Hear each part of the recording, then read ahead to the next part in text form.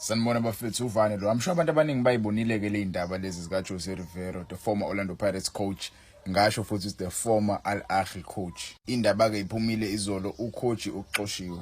Umjida oxoshiwe bafethu wahamba la kuOrlando Pirates ethi uya le eSpain eyohlala nomndeni wakhe kwafika ke offer eyimfuna iqhamuka le eEgypt. Indaba esazizwa lezo. Indaba esazizwa kuthiwa ukhumbula umndeni wakhe. Nako yesekuqhamuka ioffer yeAl Ahly. Wahamba ali Egypt. Lana ngibona amafans amaningi Orlando Pirates izolo ku timeline yami ethi ayamkhumbula uJose afuna abuye. Yabo. To be honest, nami I'm a big fan of Jose Rivero. Jose Rivero wenza olukhulu ku Orlando Pirates wasusa Orlando Pirates ishawa ngempela. Ishawa ngempela Orlando Pirates wayitakula Orlando Pirates wakha i-team. Le team uyibona idlala right now i-team ekhe uJose Rivero. Yabo. So ukuhamba kwakhe akubanga mnandi kuthina as ama fans. Ukuhamba kwakhe nje ayele ayishiya Orlando Pirates ifuna ukurenew i-contract engafuna ukurenew i-contract akubanga mnandi because as ama fans sasilindele ukuthi kuningi sisazokwakha. Yabo around yena uJose Rivero. Naye ila season yakhe ayiphelanga kahle wadliwa kwi-Champions League semi-final wadliwa iKaizer Chiefs Nedbank Cup final. Yabo mhlambe as ama fans na i-season esiphuma kuyona siyithathe as a successful season. Yabo siyithatha as a successful season and bese wenza kahle kangcono kule season ukube khona because the type of players esinabo yabo bengakwazi ukuthi abasebenzise. But ke mina naye impendulo engazama ukuyikhipha bafethu. Jose Rivero wahamba kahle la. Iqiniso nje libele umsulu.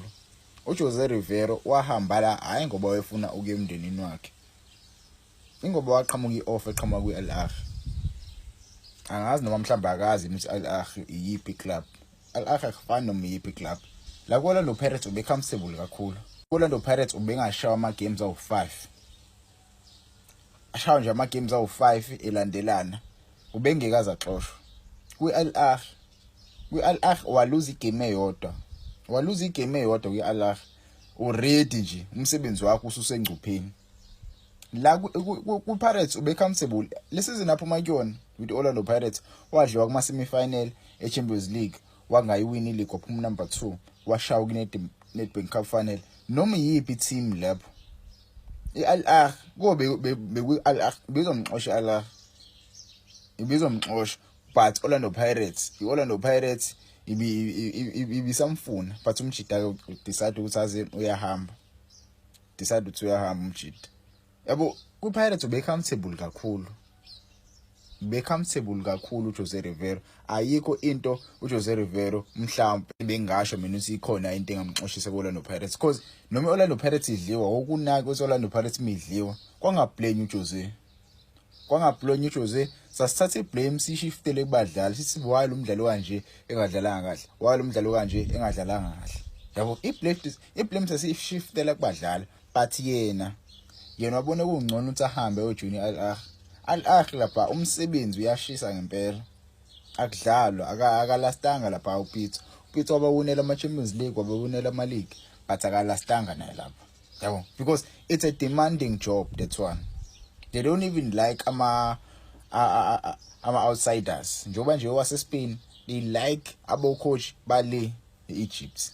Yabo coach abaqhamuka khona eEgypt. So for uJose Rivero uTabuye for me I don't think it's a good idea. I don't think ukumela abuye kuOrlando Pirates even though usino coach uAbdeslam Wadu. Okwamanje uAbdeslam Wadu is still finding his feet. Yabo Abdeslam Wadu coach nje la umele simnikeze ithuba as ama fans. Yeah, I'm not saying he's a good coach. First few games of the season he lost those games. I don't know what happened but let's trust on Abdeslam Wadu. But I don't think Jose Rivero must come back. Yes, we love him as fans, but the way he left the Orlando Pirates, guys, we have to remember the way he left the Orlando Pirates. Maybe the offer might be on the table, but coming back, I think it's too early for him to come back. It's early cool for Jose Utabuye and Vito right now. Yes, gonna be tough. It's a tough decision, to be honest. It's a tough decision, and yeah, in the end, Ndayenza ayikho mnandi. It's like ukuchithela umuntu omthanda ngempela mfethu. Like akuchithele. Mase yamitha ephambili. Mase emithile Yabo. Angisho ukuthi uJose ufuna ukubuya. I'm not saying uJose ufuna ukubuya. I think right now nje bese exoshiwe kuAlash. Kumele emndenini wakhe ayohlala kahle nomndeni wakhe right now because I think that was the only thing vela ayefuna ukuyithola. I think right now kumele ayothola nje ukuhlala nomndeni wakhe nje. There were rumors circulating regarding him with Mamelodi Sundowns. I don't think those rumors were true. I don't think Mamelodi Sundowns will go for Jose Rivera, and I don't think Jose Rivera will accept that offer to go to Mamelodi Sundowns. That will be disrespectful for yena uthi enze lokho kuthina zamafans. Ngaba nje disrespectful kakhulu mfethu. Like ngabe uyasithuka uthi awojoin iSundowns.